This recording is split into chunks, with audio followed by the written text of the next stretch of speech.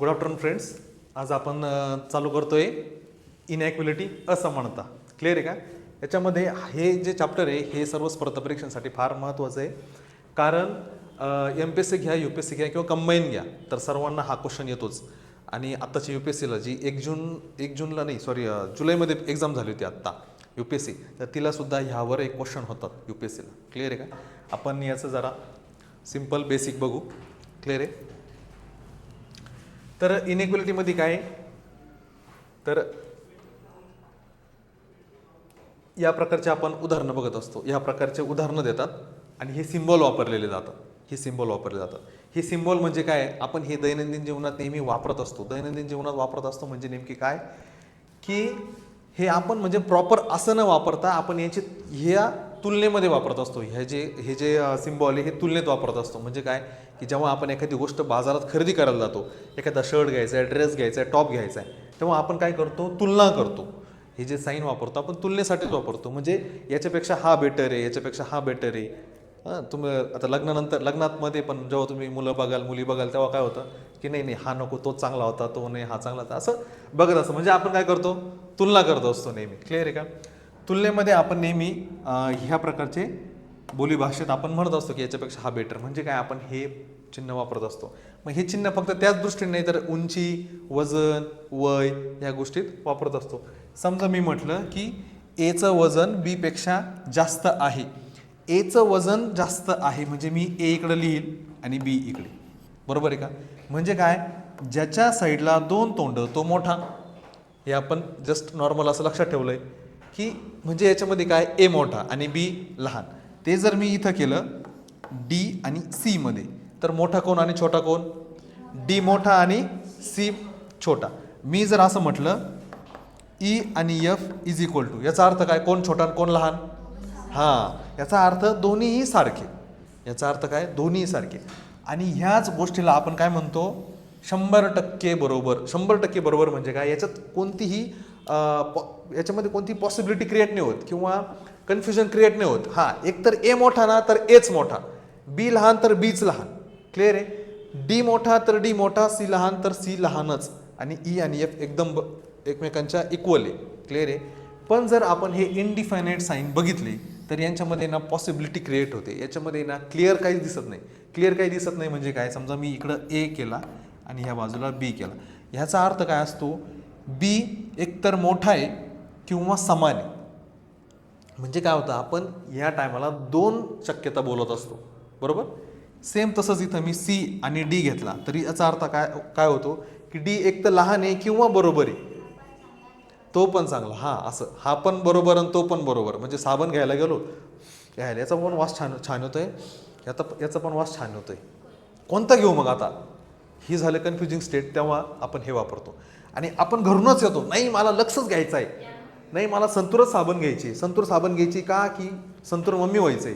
तर मग अजून आपण घरूनच स्टार्ट करू, घरूनच आपण ठरवून जातो की नाही संतूरच साबण घ्यायचं आहे. तेव्हा आपण हे वापरतो, नाही मला तोच घ्यायचा आहे, संपला विषय. क्लिअर आहे का? हे आपण या गोष्टी बघत असतो. हे जस्ट थोडंसं इंट्रोडक्शन होतं. नेमकी परीक्षेमध्ये एक्झाममध्ये प्रश्न कसे विचारतात तर ते आपण बघू. क्लिअर आहे का? डेफिनेटमध्ये म्हणजे काय होतं रे की हे म्हणतं की हे 100% बरोबर आहे. 100% आपल्याला आन्सर मिळतं, बरोबर असो किंवा चूक आहे, पण 100%. त्याच्यामध्ये काही कन्फ्युजन राहत नाही. पण याच्यामध्ये इनडिफायनाइटमध्ये काय होतं? 50-50, 50%, 50%. याच्यामध्ये कन्फ्युजन असतं, हा की तो. क्लिअर आहे? याच्यासोबत करू का त्याच्यासोबत करू? काय लग्न? तेच डोक्यात. बरं, ठीक आहे. क्लिअर आहे का? असं आपण बघितलं होतं. आता प्रश्नामध्ये एक्झाममध्ये नेमकी प्रश्नाचं स्वरूप कसं असतं तर प्रश्न हे असे असतात. म्हणजे काय? मराठीमध्ये याला म्हणतात, स्टेटमेंटला काय म्हणतात रे मराठीत? विधान असं वाटतं काहीतरी डायरेक्ट मोठा बॉम्ब हल्ला चालू आहे. विधान. आणि कन्क्लुजनला काय म्हणतात? निष्कर्ष.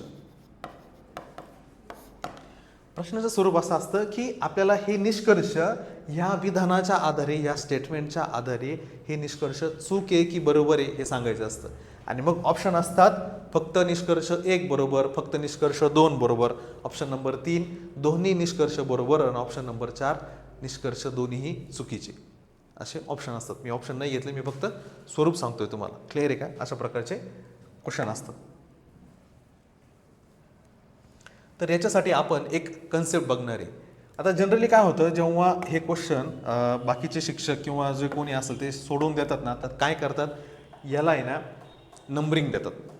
नंबरिंग देतात म्हणजे काय, ए आणि बी यांच्यामध्ये मोठा कोण आहे, ए आणि बी. मी एवढंच बघितलं, ए आणि बी मध्ये मोठा कोण आहे, कोण आहे, ए. मग मी एला काहीतरी नंबर देतो.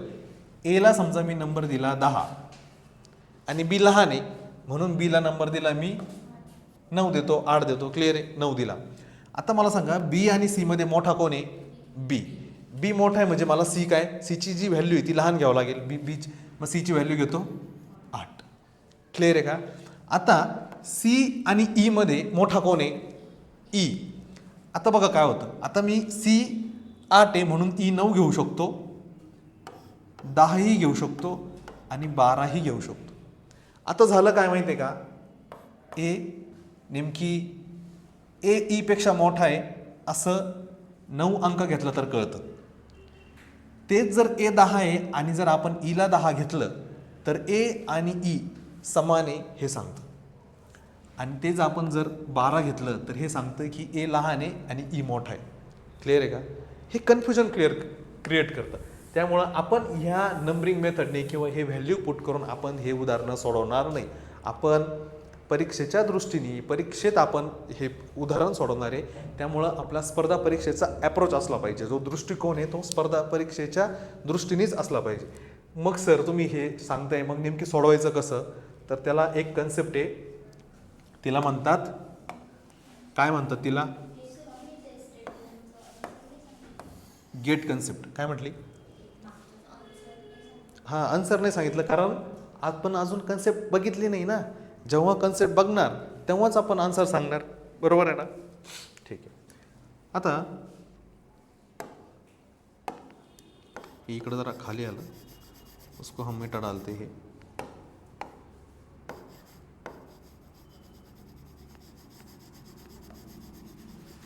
ठीक है, आणि इसको हम भेजते हैं इधर 3 नंबरला, black that is equal to.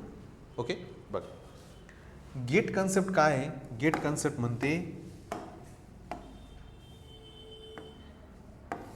Gate माहिती आहे ना. गेट काय करतो रे, आपल्या घरातून बाहेर जायला आणि बाहेरच्या माणसाला आतमध्ये यायला मदत करतो. एकतर बंद गेला तर कोणी घराच्या बाहेर जाऊ शकत नाही किंवा आतला माणूस बाहेरचा माणूस आत येऊ शकत नाही. ओपन केला तर सर्वांसाठी खुला असतो. सेम त्या पद्धतीने काय रे, गेट ओपन आहे ह्या दिशेने गेट ओपन आहे आणि ह्या दिशेने काय, गेट क्लोज आहे. म्हणजे ही डायरेक्शन दाखवते की गेट ओपन आहे. गेट ओपन आहे म्हणजे तुम्ही इकडनं ह्या बाजूला जाऊ शकता. बरोबर आहे का? ते जर आपण असं बघितलं की गेट इकडनं काय रे, बंद आहे, म्हणजे आपण इकडचा माणूस इकडे येऊ शकत नाही. पण इकडचा माणूस गेट ओपन आहे, इकडचा माणूस इकडे जाऊ शकतो. क्लिअर आहे का? त्याच पद्धतीने गेट कोणत्या बाजूने ओपन आहे, गेट इकडनं ओपन आहे म्हणजे इकडचा माणूस इकडनं जे आहे ते येऊ शकतं, पण इकडनं जाऊ शकतं का, नाही. का नाही? कारण इथं गेट काय आहे, बंद आहे, क्लोज आहे. बरोबर. आता इथं जर 3 नंबरला बघितलं आपण तर इथं कोणतं साईन आहे, इक्वल टू. म्हणजे काय, हा गेट काय सांगतो, तुम्ही इकडनं जाऊ पण शकतात आणि ह्या दिशेने येऊ पण शकता. क्लिअर आहे का? सर हे समजतंय की इकडनं ओपन आहे, इकडनं क्लोज आहे, इकडनं दोन्ही बाजूने ओपन आहे, इकडनं ह्या बाजूने ओपन आहे, इकडनं क्लोज आहे, हे समजलं. पण मग त्याचा नेमकी वापर कसा करायचा?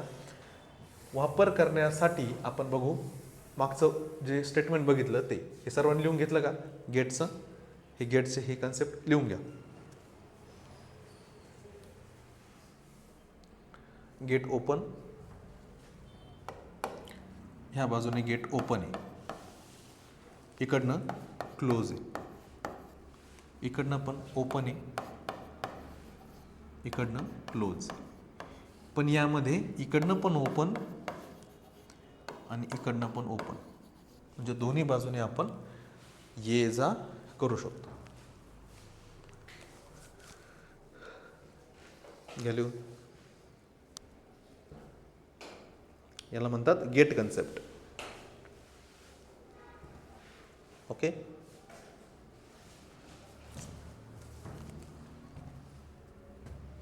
तर मग बघू आपण स्टेटमेंट. मगाचं स्टेटमेंट आहे बघा. आता हे वापरायचं कसं, नेमकी सॉल्व कसं करायचं बघा.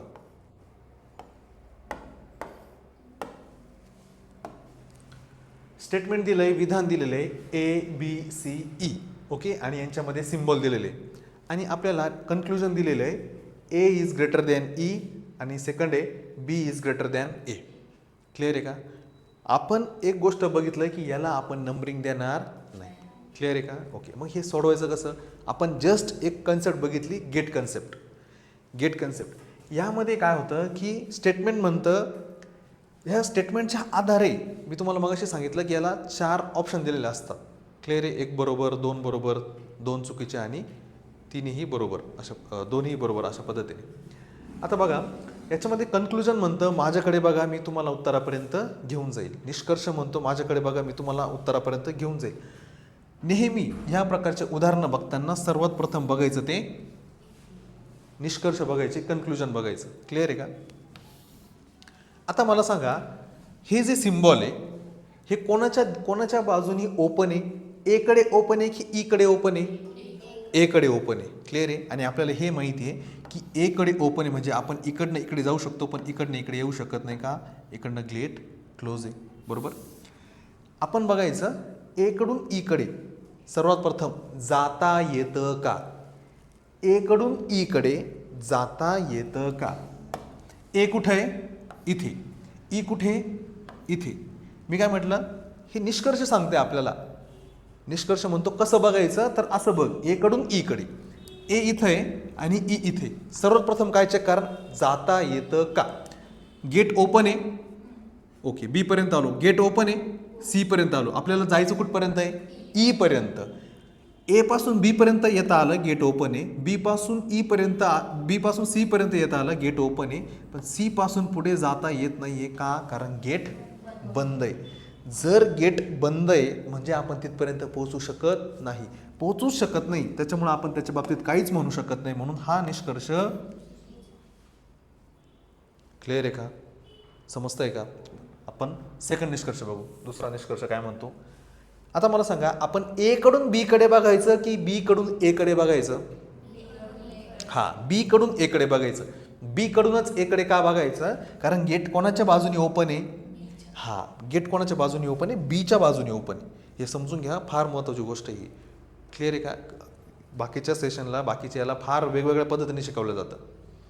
म्हणजे की अर्थात याला म्हणतात की हे मी व्हिडिओ बघत होतो एक, म्हटलं कोणत्या पद्धतीने बघतं ते, तर अक्षरशः याला हे जे नाव आहेत ना, हे कलियुगातला माणूस आहे हा. म्हणजे ते सांगत होते व्हिडिओमध्ये की हा कलियुगातला माणूस आहे, हा तिरपा आहे आणि कलियुगात तोच जगू शकतो जो तिरपा असतो. हे स्ट्रेट फॉरवर्ड आहे. हे कलियुगात स्ट्रेट फॉरवर्ड लोकांचं काही खरं नसतं, हे कधीच बरोबर नसतात. म्हणून नेहमी याला चूक म्हणायचं.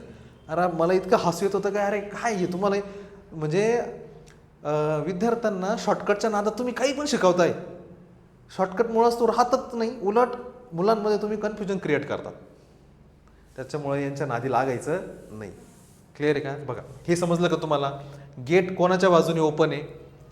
एच्या बाजूने. ए पासून ई पर्यंत जाता येतं का हे चेक केलं. जाता येत होतं का रे?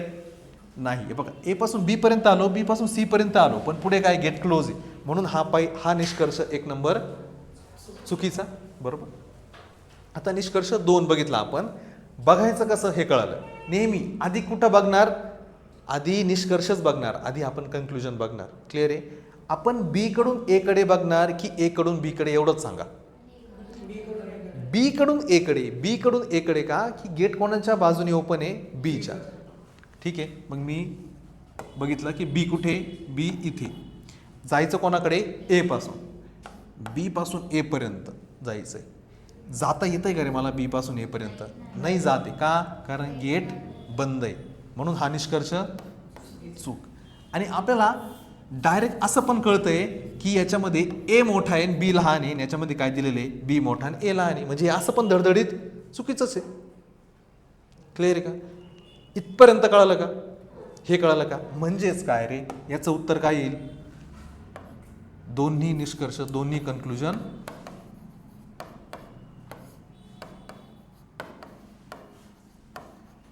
काय रे, बरोबर का चूक? दोन्ही निष्कर्ष चूक. Both conclusions are wrong. Clear आहे का?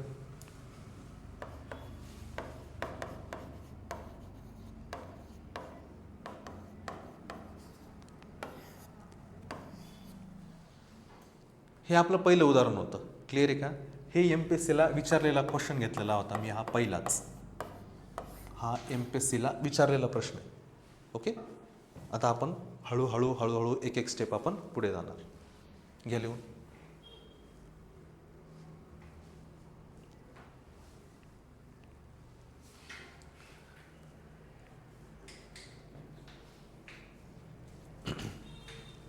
लेट काय झाला?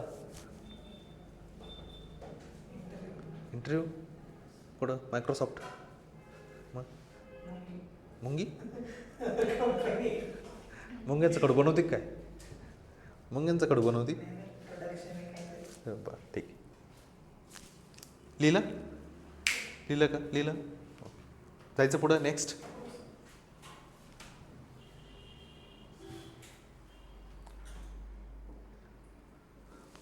थोडा ए इकडं सरकला. ठीक आहे, समजून घेऊ आपण जरासं. बघा, याच्यामध्ये स्टेटमेंट दिलेलं आहे पहिल्यापेक्षा थोडं मोठं आहे आणि कन्क्लुजन दिलेलं आहे, 3 कन्क्लुजन दिलेले. आपण काय म्हणतो रे, आपलं नेहमी उदाहरण काय म्हणतोय की निष्कर्ष म्हणतो किंवा कन्क्लुजन म्हणतं. माझ्याकडे बघा, मी तुम्हाला उत्तरापर्यंत घेऊन जाईल. क्लिअर आहे का? बघा, फर्स्ट कन्क्लुजन काय आहे रे? फर्स्ट कन्क्लुजनमध्ये मला आधी हे सांगा, नंतर लिहा. मला आधी हे सांगा, लिहिणं इम्पॉर्टंट नाही, आधी समजून घ्या आणि मग लिहा. आधी हे सांगा, मी ई कडून ए कडे बघू की ए कडून ई कडे? ए कडून ई कडे. आता ए कडूनच का बघायचं? कारण गेट कोणाच्या बाजूने ओपन आहे? एच्या बाजूने. ठीक आहे, मग मी बघितलं ए इथे आणि कुठे जायचं? कुठपर्यंत जायचंय? ई पर्यंत. मी बघतो की सर्वप्रथम चेक करतो की जाता येतं का? ए पासून ई पर्यंत पोचता येतं का? ए पासून ई पर्यंत पोचता येतंय का? ए पासून ई पर्यंत पोचतंय. बघा, इथं गेट ओपन, मी दुसरा कलर घेतो. ए पासून बी, बी पासून गेट ओपन आहे आणि ई पर्यंत पोचतोय मी. बरोबर आहे का? म्हणजे मला जाता येतंय. जाता येतंय म्हणजे निष्कर्ष लगेच बरोबर होत नाही. जाता येतंय आपण एवढं चेक केलं. जर जाता नसता आलं तर आपण हा निष्कर्ष इथेच चूक केला असता. क्लिअर आहे? पण जाता येतंय, जाता येतंय. त्याच्यानंतर सेकंड काय आपण चेक करणार? हे चिन्ह. आता कन्सेप्ट वाढती आपली. हे चिन्ह आहे, हे चिन्ह सिंगल आहे की डबल आहे? सिंगल म्हणजे हे आणि डबल म्हणजे हे. तर हे जे चिन्ह आहे हे सिंगल आहे का डबल आहे? सिंगल चिन्ह आहे. सिंगल चिन्ह आहे. सिंगल आहे म्हणजे हा स्वतःला काय समजतो माहिती आहे का? डॉन. मैं हूँ डॉन. डॉन काय म्हणतो? मैं अकेला ही काफी हूँ. डॉन जिधर भी जाएगा उधर क्या बोलेगा? मैं अकेला ही काफी हूँ. सबके लिए, सब पे भारी मैं हूँ. क्लिअर आहे का? मग सर्वप्रथम आपण काय चेक केलं? जाता येतं का? आता जाता येतंय, ए पासून ई पर्यंत जाता येतंय, पोचता येतंय. नंतर आपण सेकंड काय चेक करणार? सिम्बॉल. सिम्बॉल काय आहे? सिंगलचा आहे. सिंगल म्हणजे काय? डॉन. तो काय म्हणतो? मैं अकेला हूँ और मैं अकेला ही काफी हूँ. म्हणजे तो म्हणतो की मी एकटा आहे आणि मी कमीत कमी एकदा आलंच पाहिजे. हे सिंगल चिन्ह म्हणतं की मी एकटा आहे आणि मी कमीत कमी एकदा आलंच पाहिजे. तो जास्तीत जास्त कितीही वेळा येऊ, आपल्याला त्याच्याशी काही घेणं नाही. पण सिंगली तो काय म्हणतो? मी कमीत कमी एकदा आलंच पाहिजे. मी कमीत कमी एकदा आलंच पाहिजे. कोण म्हणतं? सिंगल. म्हणजे काय? इथून पुढं जिथं जिथं सिंगल दिसेल त्याची एकच कन्सेप्ट. तो डॉन आहे, तो म्हणतो भाई बाकी कुछ हो या ना हो, मैं अकेला हूँ और कम से कम एक बार तो आना ही चाहिए. मी एकटा आहे, कमीत कमी एकदा आलंच पाहिजे. मग सांगा, ए पासून ई पर्यंत जाता येतंय. मग आपण चेक केलं सिम्बॉल. सिम्बॉल सिंगलचं आहे. सिंगल म्हणतो की मी कमीत कमी एकदा आलंच पाहिजे. ए पासून ई पर्यंत हे सिम्बॉल कमीत कमी एकदा आलंय का? मी काय म्हटलं किती वेळा येऊ द्या पण कमीत कमी एकदा तर पाहिजेच, मग आहेच ना, म्हणून हा निष्कर्ष अलग लक्षात समजतंय. ओके, आता आपण सेकंड बघू. बी कडून एफ कडे बघायचं की एफ कडून बी कडे? हा, बी कडून एफ कडे. परत मी पुन्हा तोच प्रश्न विचारणार की का? कारण गेट बीच्या बाजूने ओपन आहे, बीच्या बाजूने ओपन आहे. मग मी बघितलं ऑप्शनमध्ये वरती निष्कर्षामध्ये बघितलं की बी इथे आहे आणि जायचं कुठपर्यंत? एफ पर्यंत. मी पहिले काय चेक करणार नाही, जाता येतं का, बी पासून एफ पर्यंत जाता येतं का. हा बी इथे आणि एफ इथे, इथे गेट ओपन मिळाला, गेट ओपन. आणि हा याचा अर्थ काय रे, गेट दोन्ही बाजूने ओपन आहे म्हणजे आपण दोन्ही बाजूने जा ये करू शकतो. म्हणजे काय, मला बी पासून एफ पर्यंत जाता येतंय का, पोचता येतंय का? पोचता येतंय. जर पोचता नसता आलं तर हा निष्कर्ष तिथंच चूक झाला असता, पण जाता येतंय ना, जाता येतंय म्हणून आपण काय करणार? सिम्बॉल चेक करणार. सिम्बॉल काय, सिंगल आहे की डबल आहे? सिंगल आहे. सिंगल काय म्हणतो मी, कमीत कमी एकदा आलंच पाहिजे. बी पासून एफ पर्यंत हे सिम्बॉल कमीत कमी एकदा आलंय का? आलंय, म्हणून हा निष्कर्ष इतकं सोपं आहे.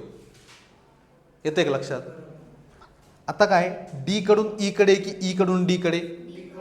हा, आता डी कडून ई कडे. डी इकडे आणि ई इकडे. डी कडून ई कडे जायचंय. सर्वप्रथम आपण चेक करणार की जाता येतं का. डी पासून ई पर्यंत जाता येतं का रे, गेट ओपन आहे का? हे बघा, इकडनं डी कडून यायचं आहे ना, गेट ओपन. एफ पर्यंत आलो, एफ पासून ई पर्यंत गेट ओपन आहे, म्हणजे सर्वप्रथम काय, जाता येतं.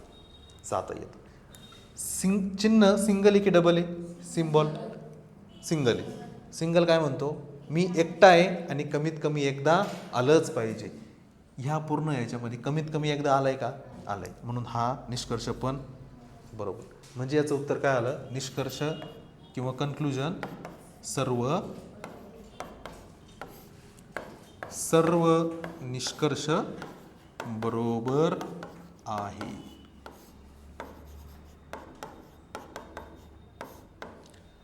बघा, समजतंय ना? घ्या लिहून.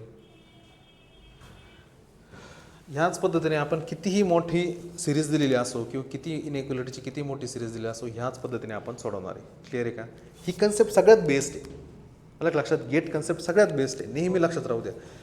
कोणतीही एक्झाम कोणतीही असो, सरळ सेवा असो, रेल्वे, सेंट्रलच्या पण कोणतेही एक्झाम असो, त्याला हे क्वेश्चन असतातच. आणि यांनी लवकर समजतं, अगदी बरोबर.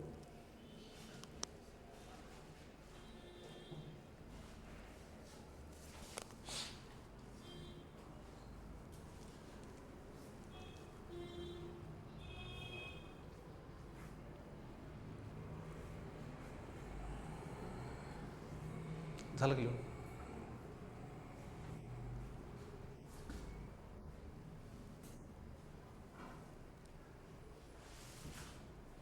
इथं खाली लिहून घ्या, हे सर्व निष्कर्ष बरोबर आहेत. ओके, आपण ऑप्शन नाही दिलेले, पण ऑप्शन कसं असतं की सर्व बरोबर, सर्व चूक, फक्त एक बरोबर, फक्त दोन बरोबर, फक्त तीन बरोबर, अशा प्रकारचे ऑप्शन असतात. आपण ऑप्शन नाही घेतले, आपण डायरेक्ट क्वेश्चन सोडवतो. क्लिअर आहे का? हा सुद्धा प्रिव्हियस इयर क्वेश्चन होता हा. ओके, घेऊ का नेक्स्ट?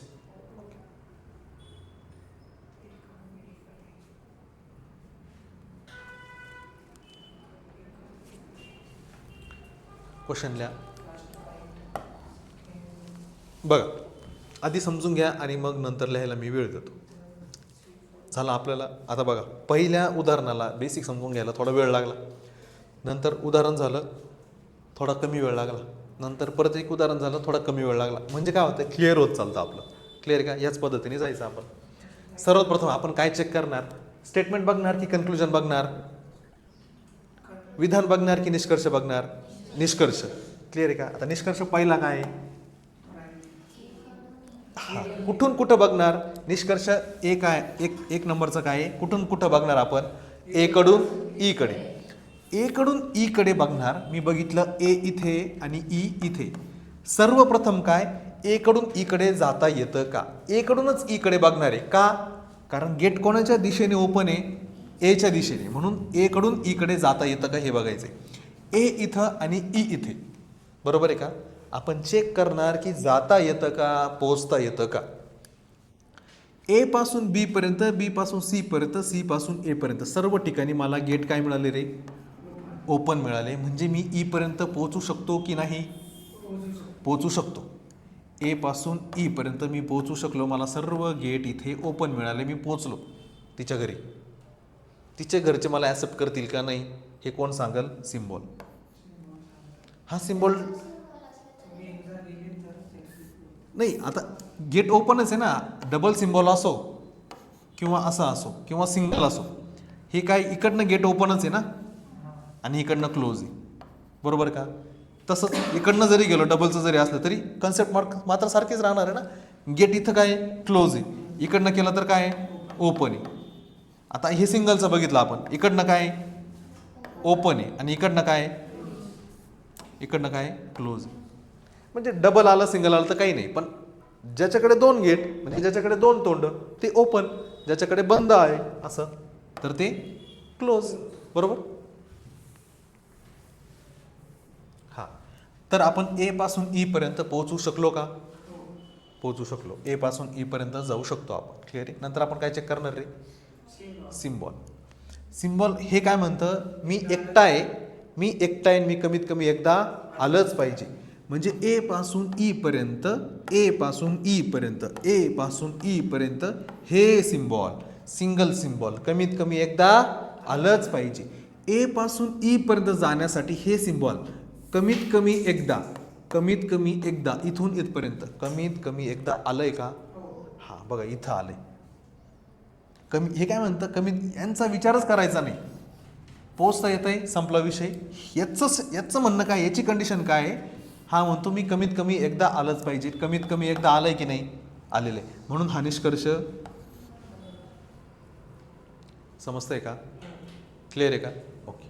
आता आपण बघू निष्कर्ष नंबर 2. आता मला तुम्ही सांगा, मी एफ कडून बी कडे बघणार, बरोबर? हां, आता आपण बघणार बी कडूनच एफ कडे. का? कारण गेट कोणाच्या बाजूने ओपन आहे? बीच्या. ओके, मी बघितलं की बी इथे आहे आणि एफ इथे आहे. बी आणि एफ, बरोबर? सर्वप्रथम जाता येतं का? बी पासून एफ पर्यंत गेट ओपन आहे का? ओके, गेट ओपन आहे आणि इथं पण गेट ओपन आहे. म्हणजे बी पासून एफ पर्यंत मला जाता येतं. क्लिअर आहे. आता जाता येतं तर आपण काय चेक करणार? सिम्बॉल. आता विचार करणार आपण, चिन्हांचा विचार करणार. हे चिन्ह डबलचं आहे की सिंगलचं आहे? सिंगलचं आहे. सिंगल चिन्ह काय म्हणतो? मी एकटा आहे. सिंगल म्हणतो मी स्वतः एकटा आहे, मी कमीत कमी एकदा आलंच पाहिजे. मग बी पासून एफ पर्यंत हे सिंगलचं सिम्बॉल कमीत कमी एकदा आलंय का रे? आलेलंच नाही. म्हणून हा निष्कर्ष थोडं अजून जास्त क्लिअर झालं का? आता बघा, आता पोचता येतंय पण तरी का चुकीचा झाला? कारण सिम्बॉल नाही आहे. ओके का? ओके, बघू आपण. आता मला डी कडून सी कडे जायचंय. डी कडून सी कडे. बघा मी परत एकदा सांगतो की आपण काय बघितलं, ज्याच्या बाजूला गेट ओपन आहे त्याच्याकडून बघणार आहे ना. मग गेट कोणाच्या बाजूने ओपन आहे? सीच्या. मग आपण कुठून बघणार? हा, सी कडून डी कडे. बघा मग सी इथे आहे आणि डी इथे आहे. क्लिअर आहे? ओके. सी कडून डी कडे, सी कडून डी कडे सर्वप्रथम जाता येतं का? पोहोचता येतं का? सी पासून ई पर्यंत आलो, ई पासून एफ पर्यंत आलो, पण मला डी पर्यंत जाता येत नाही कारण इथं काय मिळालं? गेट बंद. जर गेट बंद मिळाला, निष्कर्ष चुकीचा. किती सोपं आहे. म्हणजे आपलं उत्तर काय आलं? Only conclusion 1 is right.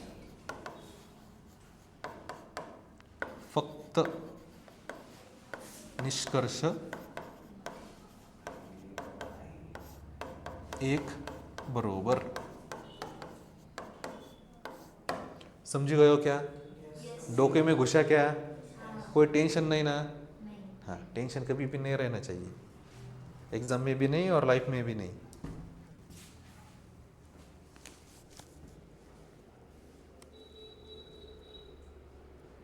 लिहून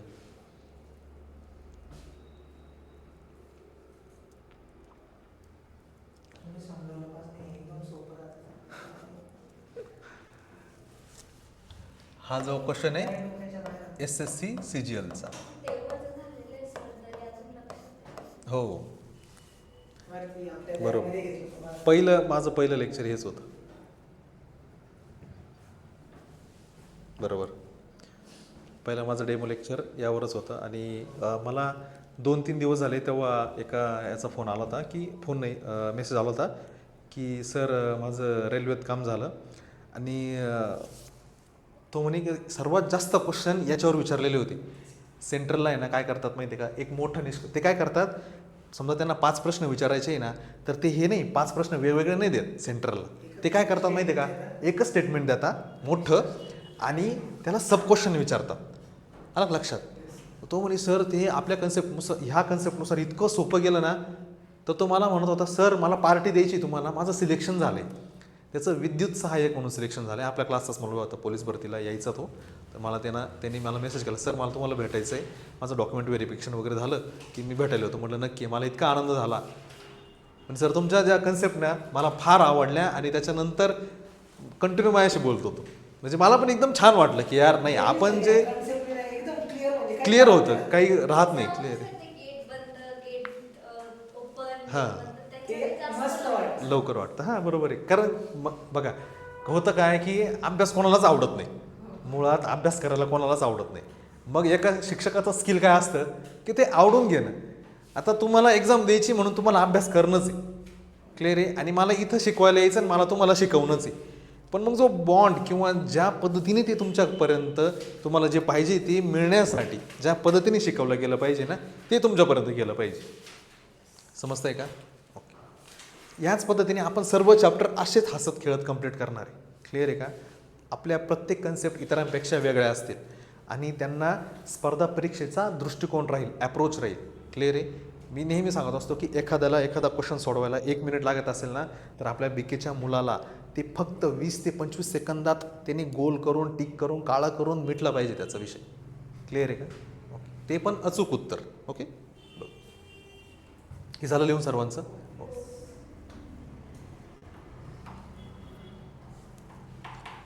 हा डी इकडं खाली आला. डीला काय राग आला काय? त्याला आपण वर घेऊन, त्याला कशाचा तरी राग आला.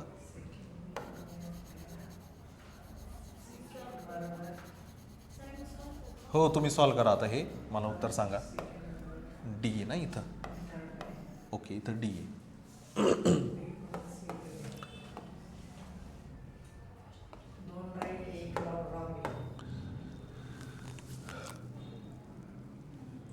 सर्वात प्रथम आपण चेक करायचं कुठून कुठे. निष्कर्ष म्हणतो माझ्याकडे बघा, मी तुम्हाला उत्तरापर्यंत घेऊन जाणार. निष्कर्ष बघतो ए कडून ई कडे की ई कडून ए कडे हे बघायचं आपण.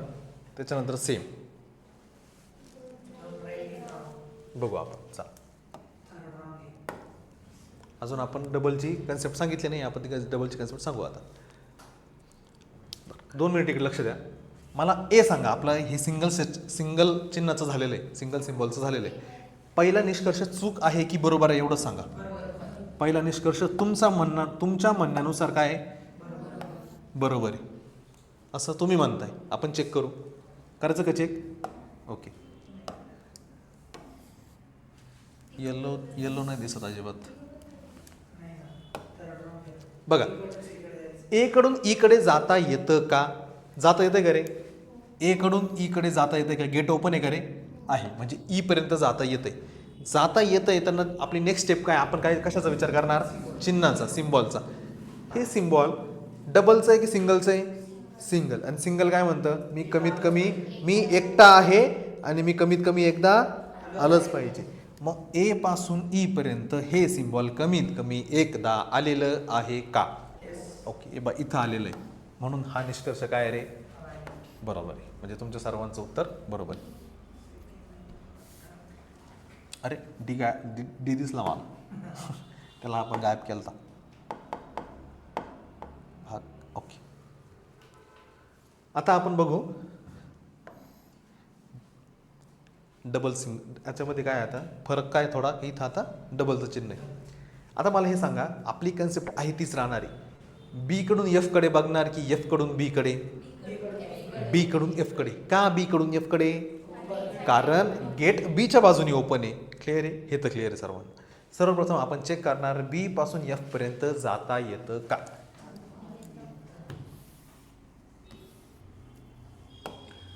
बी पासून एफ पर्यंत जाता येतं का. गेट ओपन आहे, इथंही गेट ओपन आहे आणि इथंही गेट ओपन आहे. मला एफ पर्यंत जाता येतं. बरोबर आहे का. आता जाता येतं, पोहोचता येतं, तर आपण विचार कशाचा करणार पुढे, सिम्बॉलचा. इथं सिंगल सिम्बॉल होता. सिंगल काय म्हणतो, मी एकटा आहे, मी कमीत कमी एकदा आलंच पाहिजे. आता इथं काय डबलचं चिन्ह आहे. हे डबल म्हणजे काय माहिती आहे का, हे नवरा बायको आहे. हे काय आहे, हा सिंगल आहे, हे एंगेज आहे. हे सिंगल आहे म्हणून हा का म्हणतो, भाई आपण एकटा आहे, किधर भी जाएंगा तो मौज ही करेंगा, पर हम उधर रहने चाहिए. पण हे डबलवाला काय म्हणतात, कटकट आहे, लग्न करून बसले, किंवा निब्बा निब्बी आहे किंवा बॉयफ्रेंड गर्लफ्रेंड आहे. हेच म्हणताय मी बी एफ आहे. हां, तर मग हे काय म्हणता, बांधले रेशीम गाठी, ते म्हणता आप जिधर जाओगे ना हम आपके पीछे ही आएंगे. म्हणजे तुम्ही सोबत आहे ना, तर मी आलेच तुमच्या मागं मागं मागं. म्हणजे काय, मी तुमच्या सोबतच राहणार.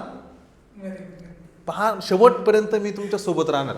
सिंगल म्हणतं मी एकटा आहे तर कमीत कमी एकदा पाहिजे.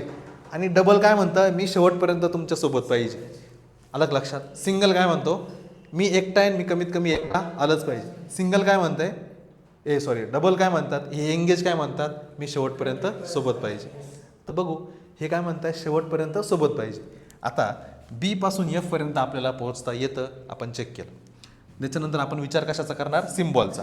आता हे सिम्बॉल डबलचं आहे की सिंगलचं आहे, डबलचं आहे, म्हणजे एंगेज सिम्बॉल. एंगेज काय म्हणतं, कटकट लावली, लग्न झालंय. ती काय म्हणती, तुम्ही जिथं जाणार ना तिथंच येणार. मग बी पासून एफ पर्यंत प्रत्येक वेळा आलंय का, हा, प्रत्येक वेळा नाही आलं, एकदा नाही आलं. बी पासून एफ पर्यंत गेट ओपन आहे, प्रत्येक वेळा नाही आलं, पण या सोबत हे चालतं, नेहमी लक्षात ठेवा. अलग लक्षात. हे काय म्हणतं, मी प्रत्येक वेळा सोबत पाहिजे ना, पण याचा अर्थ हे पण चालतं यांच्यासोबत. हे फक्त थोडंसं लक्षात ठेवायचं, बॅक ऑफ द माइंड. हा, हे दोन आहे ते पण एंगेज समजा, असं समजा. क्लिअर आहे का. म्हणजे काय, ह्या चिन्हाबरोबर किंवा ह्या डबलच्या चिन्हाबरोबर हे डबलचं चिन्ह चालतं, पळत. ओके, समजतंय का. मग बघू आपण आता परत. मग बी पासून पहिल्यांदा आपण परत पहिल्यापासून घेऊ. बी पासून एफ पर्यंत जाता येतं का, जाता येतं म्हणून आपण आता काय चेक करणार, सिम्बॉल डबल आहे की सिंगल आहे, डबल आहे. डबल काय म्हणतो, मी शेवटपर्यंत तुमच्या सोबतच पाहिजे. बी पासून एफ पर्यंत शेवटपर्यंत सोबत आहे का, आणि मी इतक्यात सांगितलं की यांच्यासोबत इज इक्वल टू पण चालतं, म्हणून हा निष्कर्ष चुकी की बरोबर आहे, बरोबर आहे. वा, समजलं का सर्वांना. आता बघू थर्ड, सी कडून डी कडे की डी कडून सी कडे. हा, आता मात्र हे कन्फ्यूज नाही राहिलं की आता डी कडूनच सी कडे. आता बघू आपण डी कडून सी कडे. डी इथे आणि सी इथे. डी कडून सी कडे सर्वप्रथम चेक करणार, जाता येतं का, गेट ओपन आहे का बघू. डी कडून एफ पर्यंत आलो, एफ कडून ई पर्यंत आलो, पण सी पर्यंत जायला गेट काय रे, क्लोज आहे, म्हणून हा निष्कर्ष. मग आपल्याला फायनल आन्सर काय मिळालं रे, हा, फक्त निष्कर्ष 1 व 2 बरोबर. 1 व 2 बरोबर आहे, म्हणजेच याचा अर्थ काय झाला, तिसरा चुकीचाच आहे. घ्या लिहून.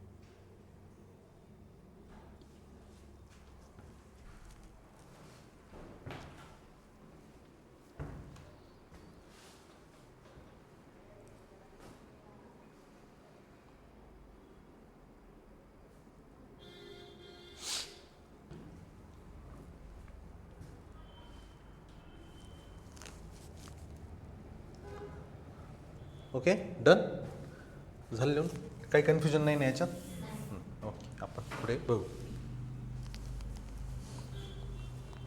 बघा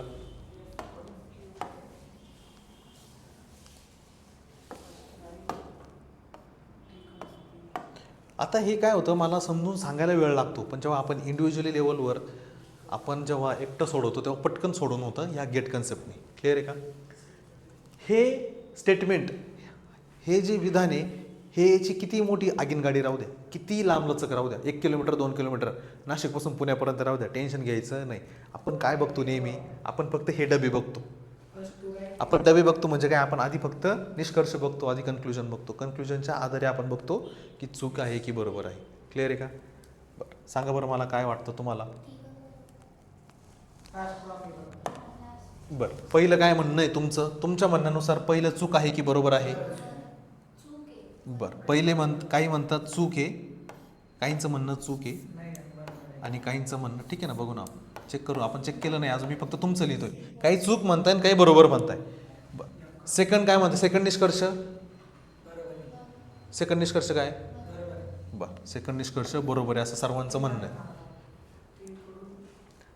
थर्ड काय आहे थर्ड काय आहे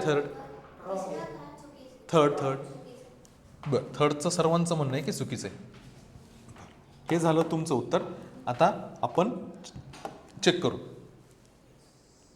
पहिला निष्कर्ष आपण क्यू कडून एफ कडे बघणार हां मग हो कसं काय म्हटले आपण कुठून कुठे बघणार एफ कडून क्यू कडे मला एफ इथे मिळाला आणि क्यू इथे एफ कडून क्यू कडे जाता येतं का एफ कडून क्यू कडे जाता येतंय ना जाता येतंय एफ कडून क्यू कडे जाता येतंय मग आपण सेकंड काय चेक करणार सिम्बॉल डबल आहे की सिंगल आहे डबल काय म्हणतं मी शेवटपर्यंत सोबतच पाहिजे मग एफ पासून क्यू पर्यंत हे डबलचं सिम्बॉल आले का नाही प्रत्येक वेळी म्हणजे शेवटपर्यंत आलेलं आहे ना म्हणून हा निष्कर्ष समजी गयो क्या समजी गयो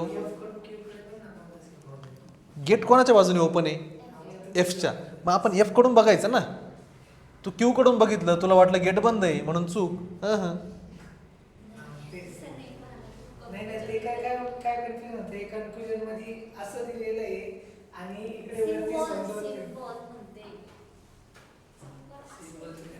थांब तुला सिम्बॉलचं कन्फ्युजन झालं एफ आणि क्यू आहे बघ मी परत तुझं जे कन्फ्युजन आहे ते मी क्लिअर करतो इथं एफ आहे आणि काय क्यू आहे बरोबर आहे का एफच्या बाजूने गेट ओपन आहे मी एफच्या बाजूने गेट ओपन दिला आता बघ तू म्हणशील हा बरोबर आहे आता हे समजा मी हे निष्कर्ष नंबर हा सेम आहे मी फक्त असा लिहिला आता पहिला निष्कर्ष काय म्हणतो आपण कुठून कुठे बघणार एफ कडून क्यू कडे अरे बाळ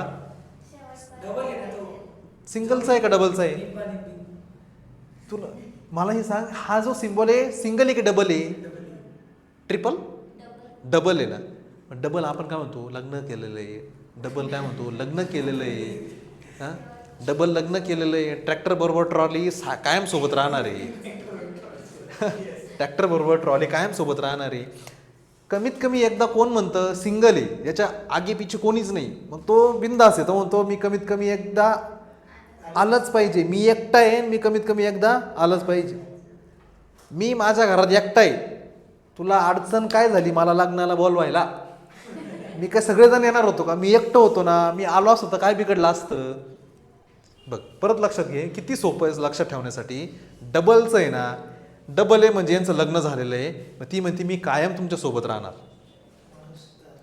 सिंगल असतं तर मग काय कमीत कमी एकदा आलंच पाहिजे कमीत कमी एकदा डबल आहे म्हणून प्रत्येक वेळा इतकं सोपं बघ एफ कडून क्यू कडे मी हेच उलटं लिहिलं होतं फक्त इथं कारण कोणाच्या बाजूने ओपन आहे एफच्या मी हेच लिहिलं आता हे समजलं का तुला हे पुसू कमी याचं काही कारणच नाही एफ कडून क्यू कडे जाता येतं का तर एफ कडून क्यू कडे जाता येतं तर आपली सेकंड कंडिशन असती का आपण सिम्बॉल चेक करत असतो सिम्बॉल डबलचा आहे डबल म्हणतो की मी प्रत्येक वेळी सोबत आलंच पाहिजे तुमच्या तुम्ही जिकडं काशी कराल मी तिकडं वाराणसी करेल.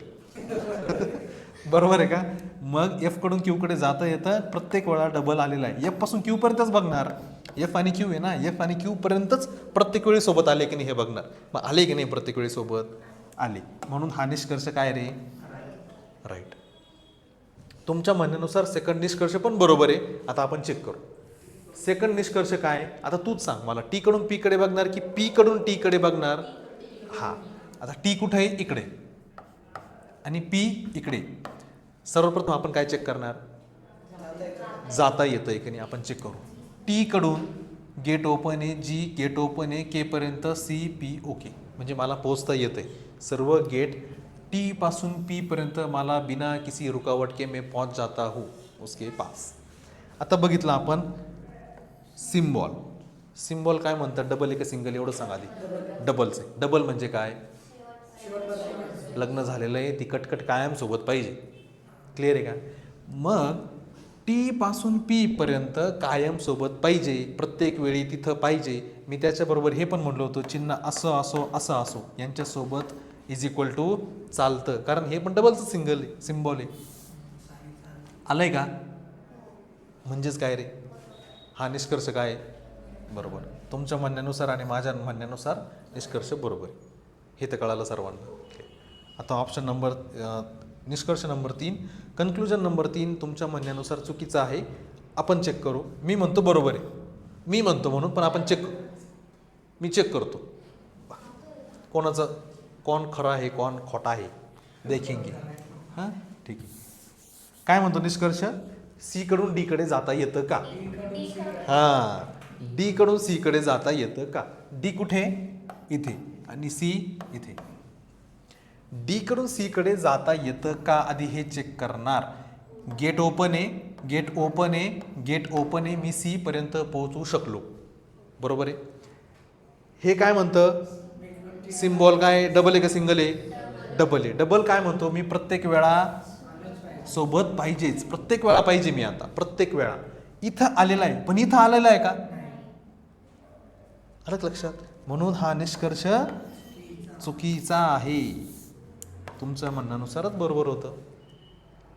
समजलं का तुला? तू हे बघितलं नाही, इथं हे सिंगल आलेलं आहे, याच्यासोबत हे चालतं, पण इथं तर सिंगल आलेलं आहे ना, त्याच्यामुळं मग फसला ना कार्यक्रम. म्हणजे आता याचं आन्सर काय झालं की निष्कर्ष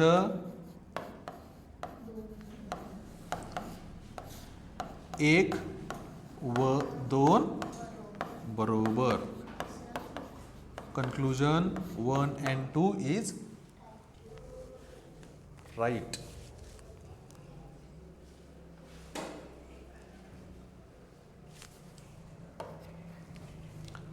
हा सुद्धा क्वेश्चन रिपीट. हा कोणत्या पेपरला आला होता? एकच मिनिट बघून सांगतो.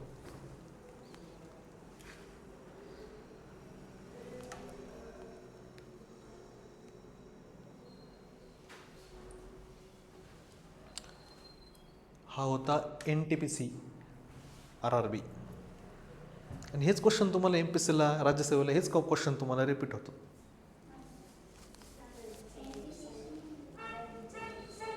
हो. NTPCचा कोण फुल फॉर्म सांगतं रे? हां, नॅशनल थर्मल पॉवर कॉर्पोरेशन. ते NTPC नाही आहे, नॉन टेक्निकल. NTPCचा नॉन टेक्निकल PC. APCचा माझ्या पण लक्षात नाही आहे, पण मी सांगतो लगेच. नॉन टेक्निकल काहीतरी आहे. थांब एकच मिनिट बघ रे काय.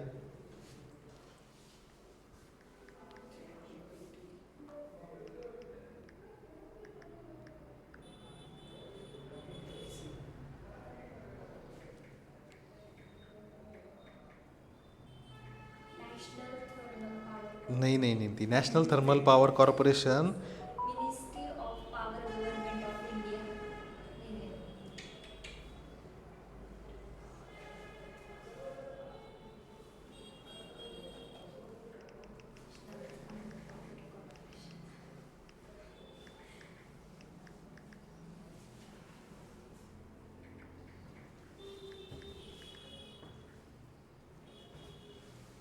Non technical popular categories. Popular categories NTPCचा full form non technical popular categories. हा एक हे त्याच्यामध्ये बाकीचे एक्झाम्स होतात. RRB वगैरे याच्यातच होतात रेल्वेच्या. NTPC national thermal power corporation ते काय आहे? ही महारत्न कंपनी आहे भारत सरकारची. हे नाही. NTPCचा अर्थ एक्झामच्या दृष्टीने नॉन टेक्निकल पॉप्युलर कॅटेगरीज.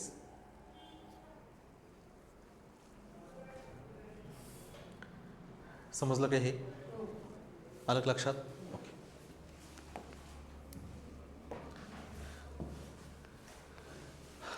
करा बरं याची प्रॅक्टिस जराशी. सर्वांनी उत्तर द्यायचं आहे मला.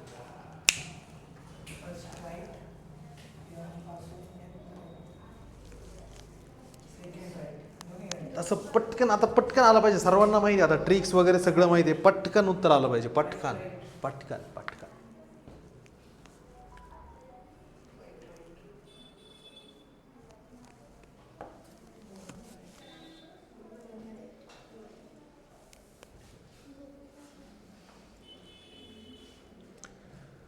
उघडा डोळे बघा नीट आणि द्या उत्तर. रहा इतरांपेक्षा नेहमी एक पाऊल पुढे.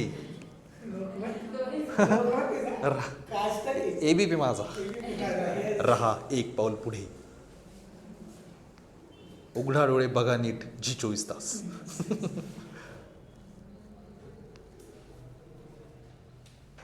लागू होतं ना आपल्याला. उघडा डोळे बघा नीट याचं उत्तर आलं तर रहा एक पाऊल पुढे नेहमी.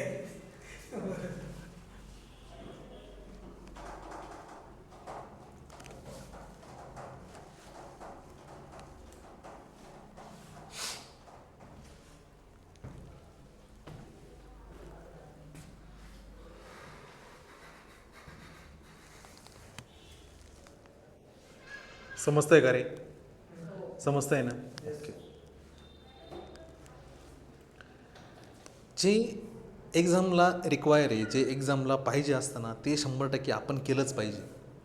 जर एखाद्या एक्झामला हे क्वेश्चन येत आहे किंवा आपल्या MPSCला कंबाईनला ग्रुप Cला हे एक्झाम्पल आलेले म्हणजे हे परीक्षेच्या दृष्टीने आपल्या दृष्टीने महत्त्वाचे. मग जर ते आलेले आणि येण्याचीही शक्यता आहे तर आपण त्याचा इतका अभ्यास केला पाहिजे की त्यावर कोणताही क्वेश्चन आला तर तो आपला जाता कामा नाही. याला म्हणतात परीक्षेच्या दृष्टीने तयारी. समजतं का? क्लिअर. परीक्षेच्या दृष्टीने तयारी, पण त्याला स्पर्धा परीक्षेचा ॲप्रोच कसा असावा तर तो ह्या पद्धतीने असावा की जो इतरांपेक्षा भिन्न वेगळा पण तो कायम एक पाऊल पुढेच नेणारा असावा. क्लिअर आहे का? म्हणून तर मी सांगितलं ना तुम्हाला की बाकीचे जे यूट्यूबवर वगैरे जे एक्झाम चालतात ना तर त्यावर हे सांगतात की हे जे चिन्ह आहे सिंगलचं याला काय म्हणतात माहिती आहे का? ते आता काय कलियुगातला हा असा माणूस आहे जो तिरपा आहे. म्हणजे तिरपा म्हणजे जो सरळ मार्गाने न चालणारा. हा पूर्ण सरळ मार्गाने न चालणारा आणि हे सरळ मार्गाने चालणारे. इतकं कन्फ्युजन करतात काही जण याला असं आणि असं पकडतात किंवा असं आणि हे तर किंवा आणि याला काय म्हणतात? याला म्हणतात आजोबा. हे पण बघितलंय की याला म्हणतात आजोबा, याला म्हणतात नाही वडील. म्हणजे घरात कोणाचं जास्त चालतं म्हणजे तुम्ही याची मेन कन्सेप्ट तर राहिली बाजूला. तुम्ही लक्षात ठेवायला लावताय की याला आजोबा म्हणतात, याला वडील म्हणतात, याला नातू नातीन म्हणतात. म्हणजे काय? म्हणजे याच्यामध्ये हे आलं की आजोबाचं घरात जास्त चालतं म्हणून मुलांनो याच्याकडे जास्त लक्ष द्या.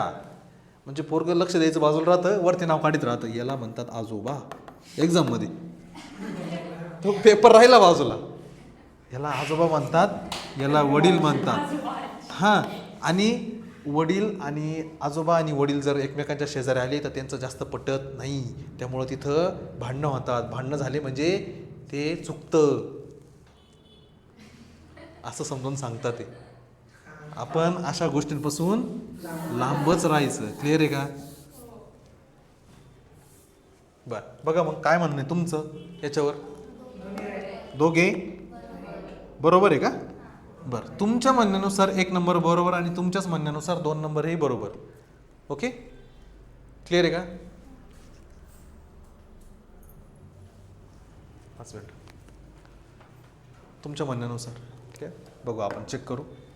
आता सर्वांच्या म्हणण्यानुसार काय हे बघू, फक्त माझ्या एकट्या म्हणण्यानुसार नाही. एन कडून जे कडे बघणार,